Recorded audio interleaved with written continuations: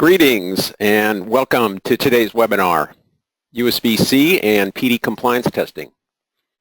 I'm Mike Micheletti and I'm a product manager here for the USB testers at Teledyne LeCroy. Thanks for joining us. We have a lot of people on this broadcast, which is great. Not surprising that Type-C and PD are hot topics. There's been a big rush of development, really. Everybody wants to be first to market, and that can lead to some people taking shortcuts. There's been quite a few horror stories out there about misbehaving power supplies and cables. And that's why compliance testing is a top priority for the industry. Everyone knew that PD was going to require more testing, but what we didn't know was how long it was going to take to get the test specs done. So finally, the PD compliance plan is getting released later this month. The pieces are finally coming together. And that's the topic of our webinar. We've just got some of our last people logging in now, so we're going to get started right away. Today's agenda is going to be a deep dive into really the entire certification process. We'll walk through a dozen different PD test examples, focusing on some of the more critical tests. The Type-C compliance is a separate test spec. It's designed to verify all the logical state transitions for a Type-C port. And it's very ambitious. A lot of these assertions occur at the electrical level, so that makes them harder to test, harder to debug, really. There's a lot to cover on Type-C, so you'll probably see another webinar just on Type-C in the very near future. But stick with us. We'll announce the winner of our analyzer giveaway at the end of the webinar. So this is the advanced class. For the intro class, you'll want to view our Intro to PD webinar from last September.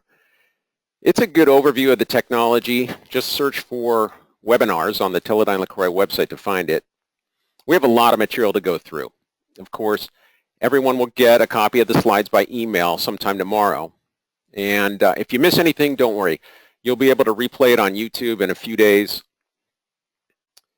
It's real important that we cover any questions. So if you have questions, just type them in using the chat box. We'll try to get through as many as we can at the end of the presentation. Most of you already know that we have two separate specs, the Power Delivery 2.0 and the Type-C cable and connector spec. The PD spec addresses all the elements of the logical PD protocol like discovery, negotiation, role swaps. You'll find the electrical and mechanical requirements in the Type-C spec. So two separate documents, which is probably the reason we have two separate test specs. If you are a device with a Type-C connector, you're going to have to pass the Type-C functional spec. If you also implement power delivery, you'll need to pass the PD compliance plan. So starting with the PD compliance plan, the USB-IF followed a different path than normal with PD. The spec is really just a list of assertions organized around chapters of the base spec, including protocol and power supply. There's more than 450 assertions, half of which are not testable. For the remaining asserts, they decided to follow an MOI approach where the test equipment vendor defines their own method of implementation. And later this month, they're finally going to release these documents. Mostly everyone is following the MQP MOI because it focuses on the most important test cases. These are the tests that the USB-IF will actually use to determine if a device passes compliance. So what's required to pass compliance? This is a high-level summary. Of course, PD is optional, but if you go to a workshop and your device supports PD, you would need to pass the PD compliance plan. If it's a designated power supply, there's some additional tests required for PD power supplies. Virtually 100% of PD devices are using the Type-C connector now, so you'll also need to pass the Type-C functional spec. This is still considered draft at this point, but we'll be running our latest Type-C tests at the next USB workshop, so we're getting closer. Hopefully later this year, they'll actually start certifying Type C end products. Right now, only PD silicon is getting certified at the workshops. Now, if your device only has USB functionality, or it also has USB functionality, it has to pass all the relevant USB compliance tests. So they've been certifying Gen 1 SuperSpeed for a long time. For Gen 2, the 10 gig devices, they're still considered beta or dry run at this stage, but they should have all the tests in, all the fixtures they need to start testing 10 gig, later this year. These are the key functional areas that are tested in PD. There's, of course, the protocol. There's cable detection. They need to test the PHY layer. If your device acts as a provider, there's a power supply section you need to pass. The policy manager stuff operates at the upper layers. This is really Chapter 8 and Chapter 9 of the PD spec, and this is mostly tested using software. There's a beta version of the USB-CV that has some of these tests implemented right now, but this is also not quite finalized yet. So as I mentioned, power delivery is an optional feature. You don't have to use PD in your Type C device. You can rely on legacy V-Bus. But for devices that are PD capable, some will have more functionality than others, right? Not all devices are created equally. Within these different PD products, there's going to be different capabilities that need to be tested.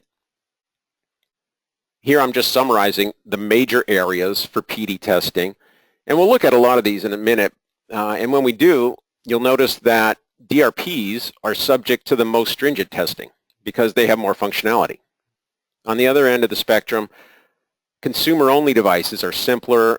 They don't need to do power roll swaps or data roll swaps. Basically, you can skip a lot of the tests if you're a consumer-only device.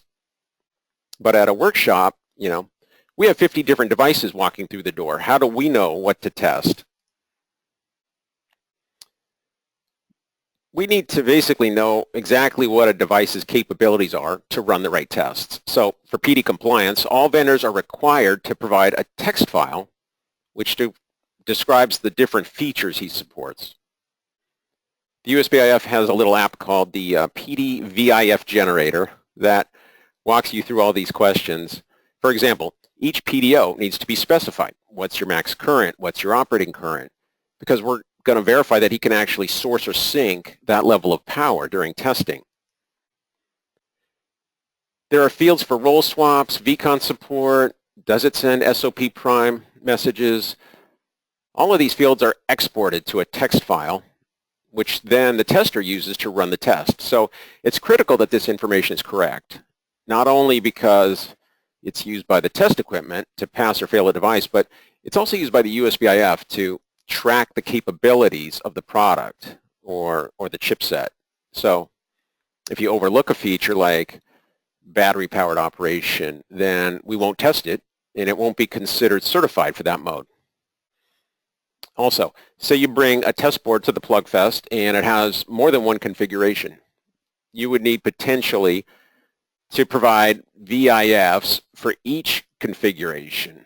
For example, if a device can operate with or without external power, you would need a VIF for each. So just to give you a clear picture of how this works, once you've created the VIF, you go into the Teledyne LeCroy compliance test software.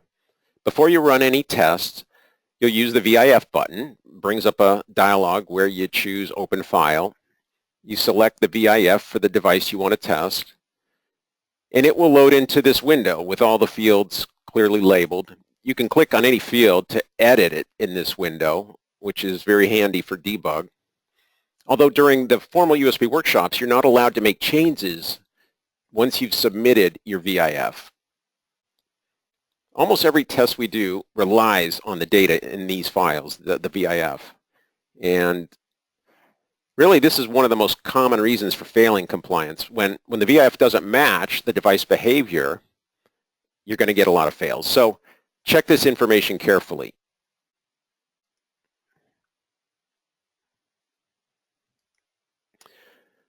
Okay, so the PD and Type C tests are only supported on our Voyager M310C, which has the native Type-C ports.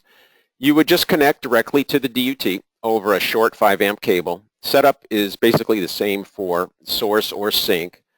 No special tricks, no special boards, although we do provide a custom cable for some of the Type-C tests. So we need VCon to go end-to-end so we can check the voltage levels, the 5 volts, in some of these Type-C tests. But we'll cover that a little later. So the tester will use these settings during verification, as I mentioned. Back in the LeCroy software, what you would do is you would use this preset button to select the test you want to run. These are organized around provider, consumer, and DRP. So based on your device type, you pick one of these sets. Most PD chipsets that come through the workshops are full-featured DRPs. So you would select DRP. That'll bring up all the primary tests. You click Run, and it's going to perform each test automatically, generate a pass-fail report. Probably this looks really familiar. This is the same test environment that the USBIF uses for link layer and hub certification. All right. So now we'll get into the nitty-gritty of the different test implementations, starting with the message and protocol checks. So the original 1.0 PD spec used the term profiles to create sort of a standardized way of identifying power supplies. This was supposed to help educate consumers about what kind of power brick they would need to charge their device. But it was always optional for vendors to use these profiles, so a lot of early developers went off and did their own thing, and this was creating confusion in the market. So after a lot of discussion, they actually scrapped profiles. It's actually removed from the most recent spec, the newest PD 2.0 Rev 1.2 spec. They actually restructured the profiles into power rules, which is basically the same idea, only now they're mandatory. The idea here was always around making it easier to reuse Type-C power supplies. They want to actually make it simpler to use different bricks and make them more interchangeable, really. So the new power rules are targeted around, typical USB V-bus applications. Instead of profiles, there's a single parameter now called a PDP, which is the maximum wattage of the supply. The key change here is that it should be able to charge any device with a lower PDP, according to this table. So smaller devices, right, can still be shipped with a low-cost power brick, but a full-size laptop that ships with a larger power brick, it's got to be capable of supporting all these other devices. This is why they added the 9-volt rail, and really it's all around delivering a better user experience. If you just grab any power supply off the shelf, you don't want to burn up your device. Initially, the focus was on AC power adapters, wall warts. But as it's written now, it's required that all USB Type-C devices need to specify a PDP.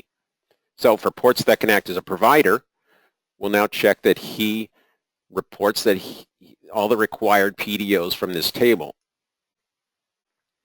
The backstory here is that they're trying to get IEC to endorse PD and Type-C. And in fact, just this week, it was announced that approval is now done for the Type-C connector. So in the future, really, to reduce e-waste, rechargeable devices, battery-powered devices, really, will have to use the Type-C to ship into Europe. So, that's huge. So all the power rules are verified in the test 2.1411, where we record the source cap message and then check all their PDOs. So using the PDT from that vendor info file, we'll verify the actual PDOs they send over the wire are actually consistent with the voltages defined in this table. So if a chipset has a PDP of 45 watts, we're going to verify that it advertises all these other required PDOs. It would need to support 3 amps at 5 volts, 3 amps at 9 volts, 3 amps at 15 volts, and 2.25 amps at 20 volts. So this guy reports the correct PDOs for a 45 watt PDP. But there's lots of older devices out there that don't comply with this clause. For example, here's a device we tested recently which has a 3 amp at 5 volt and also the 5 amp at 20 volt, but it's missing the 9 volt and 15 volt PDOs. So this would be flagged as a fail going forward. Now, because this is a new requirement just added at the January 2016 workshop, there's a 1-year waiver period. So you can get a waiver on this test for the next year or so. What about sinks? They also need to provide a PDP value in milliwatts, which is entered in the VIF in the sync tab. Here, this device is also reporting 45,000 milliwatts, so a 45 watt PDP as a sync, and that would be used during testing to identify the maximum operating current he should advertise. So I'll highlight the 3 most significant checks here for sync capabilities. 1, they shouldn't advertise a max current over that PDP. 2, if a source can't meet their minimum required current, the sync is supposed to set their capability mismatch bit. We'll check that. And 3, they must be able to operate at that PDP. This item 3 is not really tested. The only verification we can do here is make sure the sync makes a valid request for a PDO and completes a contract. So here's an example of a typical fail case. The 15 volt at 2 amp is valid, but the 20 volt at 3 amp is not. Looking again at the power rules table, we see that he's reporting a PDP of 45 watts. Well, 45 watts divided by 20 means he should not be exceeding 2.25 amps in this last PDO. So that's a problem. Okay. Different test, simple test here, where we just verify the contents of the message. A side note, tests that start with the prefix TDB indicates that it's a secondary test. You can run this test explicitly in our software, but we're also going to check these fields for every message we capture during a primary test. So we're going to check every message for proper format, kind of in the background. This is a Discover ID message, which a DFP would typically use to find out what kind of PD device it's connected to. We're going to make sure that all the fields are valid, like the command type should be set to 0, the object count should be 1, and the message type should be 0F. So these are all pretty easy. In the test 22101, we actually check the protocol side of the sync capability message. So this is more about testing the timing and the handshaking. It's a secondary test, but we couldn't run it explicitly. So the DUT sends his default PDO. We make a request. After the PS ready, we send a get sync capability, and really just to make sure he responds. The trick here is that this DUT is a provider only. So as a source only device, it actually fails this test. We're sending it a get sync capabilities. He needs to send a reject, but he responds with his capabilities message. A source-only device should never respond to a sync capabilities message. The root cause is probably just a board configuration issue. They had a dip switch wrong or something like that. Okay, cables and connectors. There are a handful of tests here specifically for cable markers, and they're all pretty simple, nothing too tricky. But one of the more critical tests for safety is TDA 2221, check cable capabilities. Looks like a cable test, right? But it's actually for PD devices. We want to verify that a source doesn't offer more than 3 amps on a 3 amp limited cable. So to complete this test, you need to use an E-marked cable. So that means it must have the chip that responds to SOP prime packets. But it should have a limited current rating of just 3 amps. It's not that easy to find a marked cable with only a 3 amp capability. Most full-featured cables we see have the 5 amp marker. So if you just grab any E-marked cable for this test, it's likely to be a 5 amp cable. The source will CRA and do discovery on the cable, and it would be perfectly valid for the PD source to then offer 5 amps. But then it would fail the test, right? So here we're trying to make sure he's paying attention to the capabilities of the cable and then limiting his source caps to 3 amps. So there's really 2 ways to do these tests. If you can get a 3 amp E-marked cable, we'll go through that. The PD source should advertise RP on his CC1, and then it would CRA on CC2, so it knows it's a marked cable. It will source VCon, then send a cable message to discover its capabilities. The cable will respond to the discover saying, hey, I'm just a 3 amp cable. So the next thing on the wire should be a source capabilities, and within that message, the max PDO should be 3 amps. So he doesn't go over that 3 amp limit. Second way to complete this test, using our special unmarked RA cable. This is a custom cable that we provide. It has the RA termination but no E marker, so shows RA but no marker. Protocol-wise, we're going to do the same steps, except the tester's going to emulate the E-marked cable messages. So the PD source, which is the DUT, should advertise RP on CC1, makes the connection. It would CRA on CC2, so it knows it's a marked cable.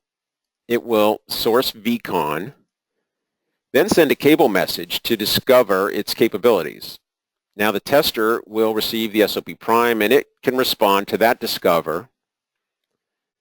The source is supposed to read the response, and then he should send a source cap that, again, has a max PDO of 3 amps. So that's the other way to do this test. There's a similar test with an unmarked cable. Won't show that, but that's the same idea. Just make sure he doesn't offer more than 3 amps. So it's a safety thing. Okay, power supply operation, also pretty critical for safety. In PD, power supplies can dynamically change power levels. That means really bad things can happen if 2 devices don't follow the same rules. So really, you have to test every aspect of the power supply operation. And a major component of the PD compliance plan is verifying all the different timing windows. This list shows the key parameters that I'm going to focus on. This is where we've seen the most issues with actual devices. Notice it includes both timing and power checks. And while I've noted here these specific test numbers in this third column, we actually check some of these multiple times in several different tests. A lot of these timings are here for safety, right, to make sure you don't overdrive voltage during some transitions. So there's a lot of guard bands that you need to observe. For example, what exactly needs to happen when 2 devices decide to increase the voltage and current? The PD2O spec provides great timing diagrams for all the different power transitions. We're looking at one of them here. You'll note on the right side that these diagrams combine both the logical PD messages that are sent over the CC lines with the internal state transitions for source and sink, as well as voltage levels for VBus. So all the different domains are here. Everyone's probably familiar with the PD handshakes that are used to set up the initial contract, right? When the default source sends his capabilities, the sink then makes a request, followed by the accept. It's not a valid contract until the PS ready is sent and good CRC'd. So every time a port pair decides to increase the voltage, it needs to meet all these underlying timing parameters. Once the request is accepted, a timer starts called T-source transition. That requires that the source wait at least 25 milliseconds before it starts increasing the voltage. that timer doesn't start until the last bit of the good CRC is received. On the accept, there's also an upper limit. It needs to at least start transitioning within 35 milliseconds. So there's a min and a max, 25 and 35 milliseconds. Every positive or negative transition is subject to the T-source settle timing parameter, which, yeah, I guess I missed that one. Yeah. So that's actually supposed to allow him to verify that the new voltage is actually at the requested voltage, plus or minus 5%. So that's a pretty generous window. Finally, our source can send the PS ready. There's another timer called PS transition. This is really an overall timeout, which will expire if we don't see a PS ready within 450 milliseconds. So this is a common point of confusion right here. It specifies a min and a max. So everyone asks, do I have to wait a minimum of 450 milliseconds? No, it's actually a range. But you know, this really means the new sync can decide to time out any time within this range. So I'll explain that in a few slides. Let's focus on VBus for a second. It should be pretty obvious that a device going through compliance needs to stay within these upper and lower bounds when increasing power to vSource new, which is basically, again, plus or minus 10% of the agreed power level. The source needs to become ready within T-source settle pause, which that's 275 millisecond. The source is also supposed to limit his load step slew rate because this can affect communication on the USB bus or really interfere with the USB bus. So slew rate is another important measurement, and on a positive transition, it should not exceed 30 millivolts per microsecond. Here's an example of a device that fails that slew rate test. So we're looking at the final stages of TDA 227, which verifies that the UUT ignores BIST messages if VBus is above 5 volts. So during this test, we first need to negotiate a power transition from 5 volts to 25 volts.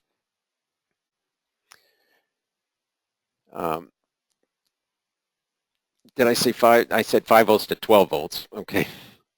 The main goal of this test, we're going to send the BIST message, which he should reject. But we're also going to check all these different timing parameters I just mentioned. So to make that slew rate measurement, it's a pretty simple formula. It's voltage change over time. So 7,000 millivolts over 200 microseconds. That indicates about a 35 millivolt per microsecond slew rate. So that's above the 30 millivolt max. It's too fast, so it's going up too fast. Okay, now let's look at the timing windows for a power roll swap. This is one of the more complex tests for a PD device. The actual message sequence over the CC channel is pretty simple. The source sends a PR swap request. Of course, the device can issue an accept, a reject, or a wait. Ultimately, it will have to issue an accept to pass this test. Then there are the two PS readies, one when VBus is dropped, the second one when the new source has turned VBus back on. So in addition to checking the PD message sequence we see here, we need to also look at all these different timing parameters during the swap. And these are slightly different from the power increase transitions we just looked at. Once the good CRC is sent for that accept, the T-source swap standby timer starts. And that requires the original source drop power and get to vSafe 0 within 650 milliseconds. Plenty of time, right? VBus needs to be fully discharged when he sends that initial PS ready. If we're testing a device that came in as a source, we'll actually check that voltage was at vSafe 0 at 650 milliseconds to make sure he's actually taken voltage down. The termination on the CC is supposed to flip right here from RP to RD on the original source, that is. So he's advertising his intent to now become a sync. If we were testing a sync, we would want to check the iSync swap standby. This is another power measurement where the old sync needs to lower its current draw below 2.5 milliamps, which is like nothing, right? The new source should flip from RD to RP, okay? He needs to show source terminations on CC. Simultaneously on that first PS ready where the old source goes off, that starts the PS source on timer. So here's another place where the spec is kind of confusing. It looks like a min and max, but it really defines a range. It's easier to explain this by looking at the test log. So let's do that. This is a trace from an actual test, the TDB 22312, where the UUT is the initial sync, and then we're swapping to make it the source, okay, from sync to source. In the lower part of the screen is the power tracker view, and if you were fully zoomed out like we are here, you can see VBus going off then back on, which is approximately around where the PS readies get sent. So just to clarify, this PS source on timer I mentioned, it's only used by the sync. He needs to see a PS ready from the new source within this range, or he goes to recovery. So anytime after 390 but before 480, he can legally start recovery. Most devices complete this handshake very quickly, like 4 or 5 milliseconds. So the key is you don't have to wait 390 milliseconds here to send that PS ready.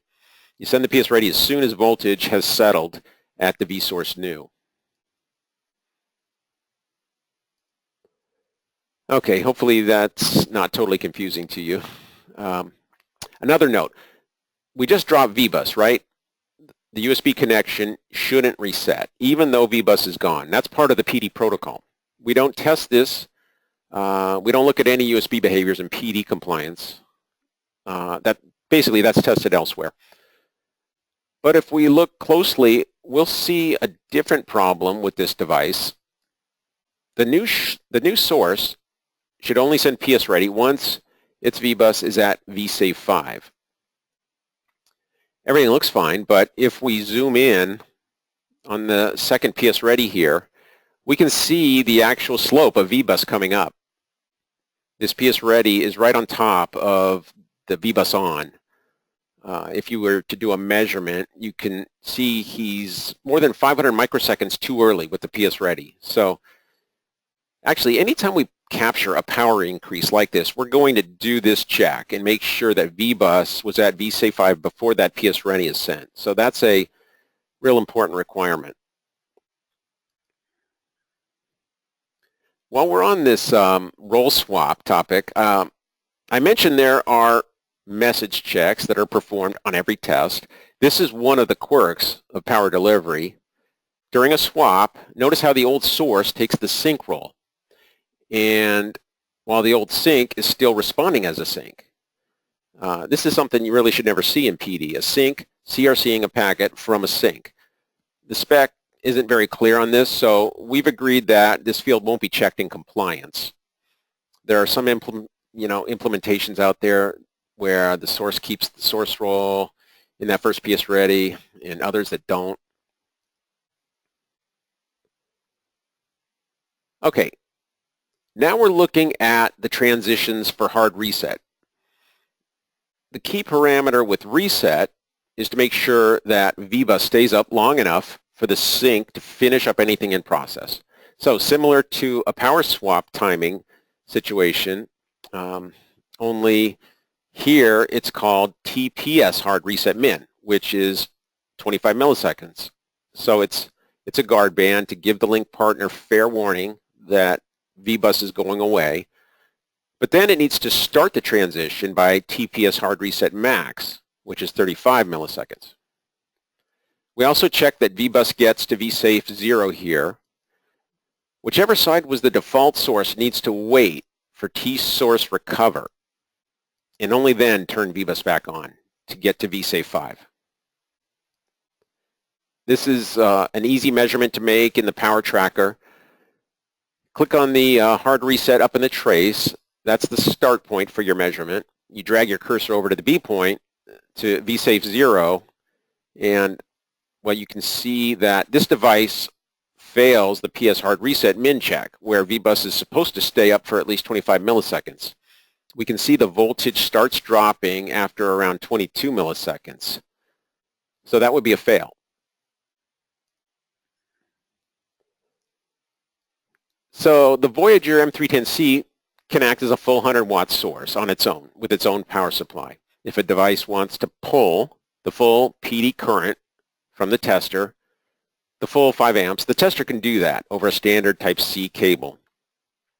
But from a sync standpoint, there are 2 tests that require the tester to sync up to 5 amps from a source. So we've designed those tests using a programmable load. This unit is from BK Precision. It's less than $1,000, but it is required for the load tests. We automatically configure it for you over USB for each stage of the test. There's a special load cable that we provide, and the current from the UUT basically flows through the tester, right, to the load box over the load cable. It's all very seamless, designed to work this way, and really this is the only way you can be sure your device can deliver the power it's advertising. So this dynamic load test is one of the trickier tests to implement because we have to correlate protocol traffic with both power and current measurements. The test starts by waiting for the source cap from the DUT, and say it advertises 3 PDOs. We need to check that he can actually source these voltages and actually sync the current that he's advertising. So, for example, we read in his first PDO, which is 5 volt at 3 amps. So as a source, he's got to bring VBus to 5 volts.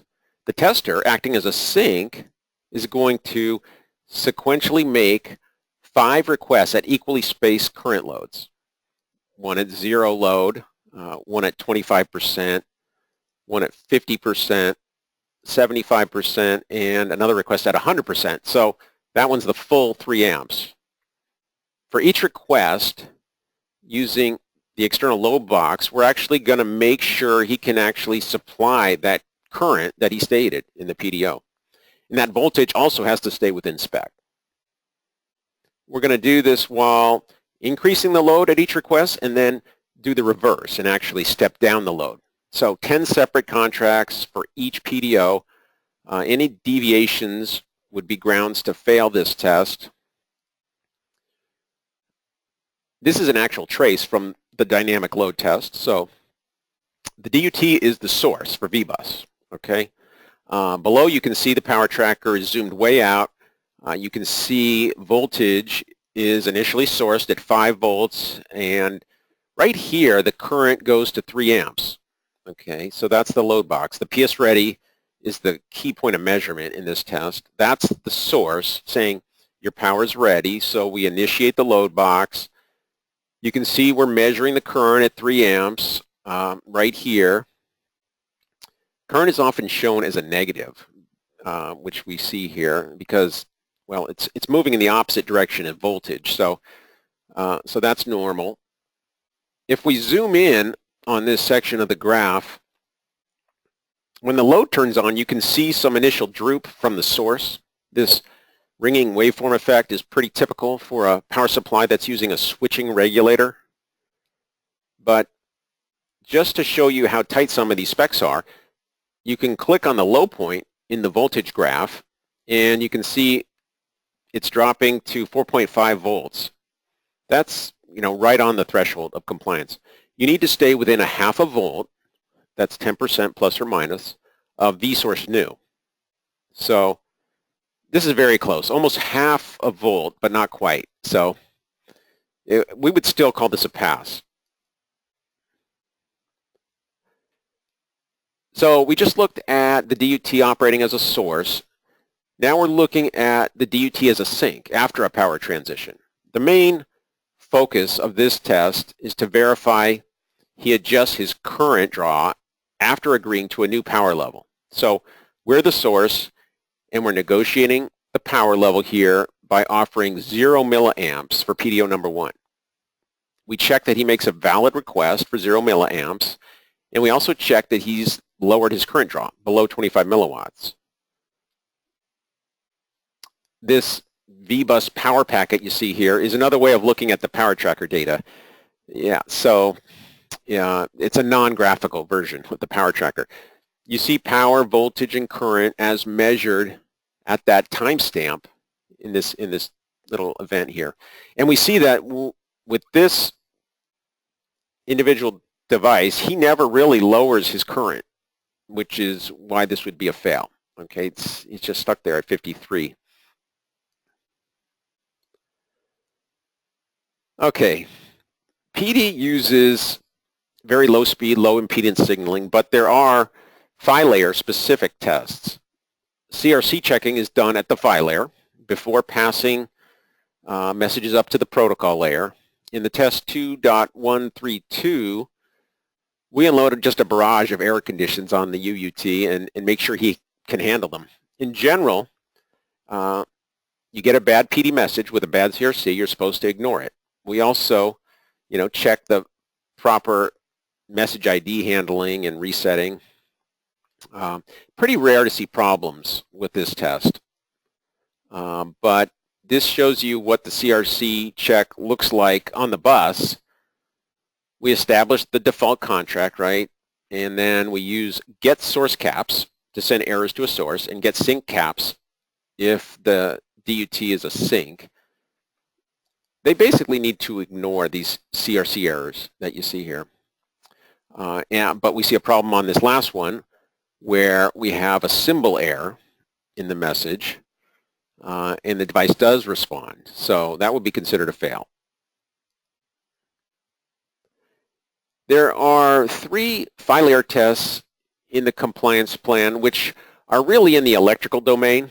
These are tests that we don't currently support. Most developers will want to do these kind of measurements with a scope. As long as you can pass these tests in your lab with a scope, you shouldn't have any problems at the workshop. Okay, just a few final points on the Type C compliance.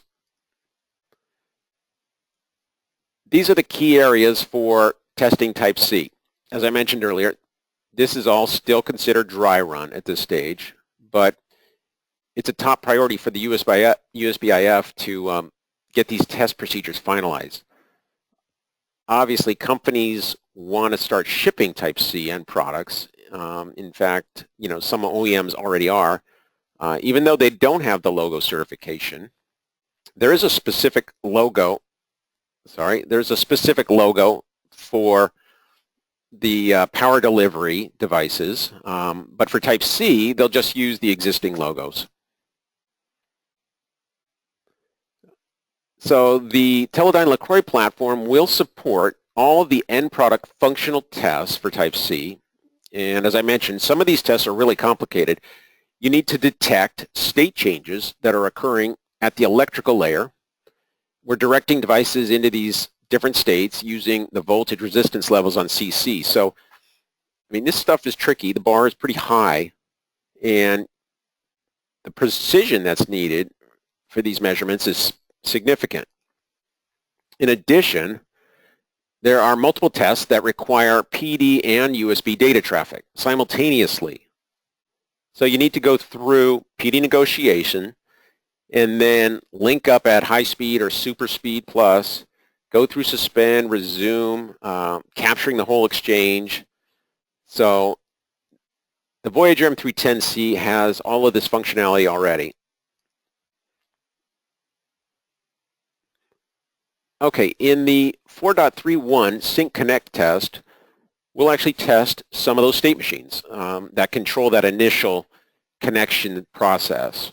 We're testing a sync here, so the tester is the source. So to start, the sync is not presenting RD. It's considered to be in the unattached state. So from a test standpoint, it's an implied state, not really directly observable. Then from the point the tester presents RP, he's in the unattached source state. The latest release of the analyzer software shows these transitions, time-stamped within the trace.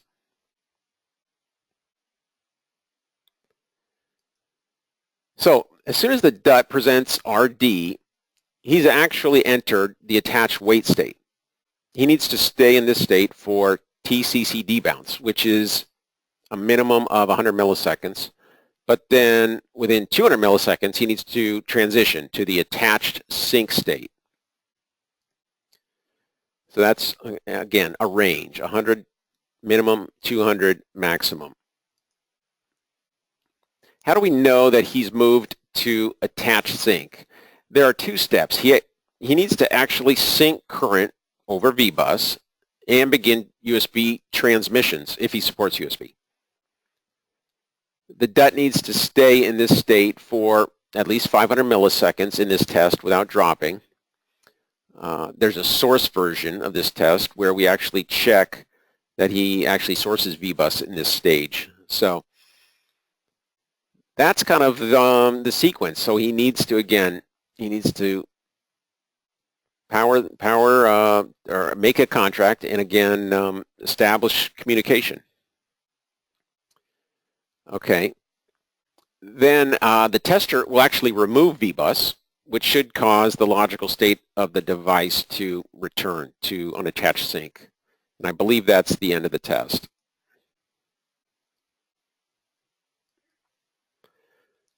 Okay.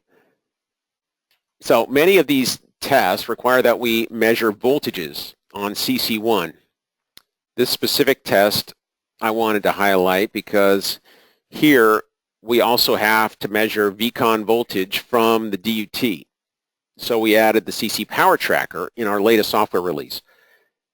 This test is supposed to make sure that VCON gets sourced from the DUT, but as we mentioned, VCON is not passed through the cable, right, to the analyzer, so it never hits the analyzer.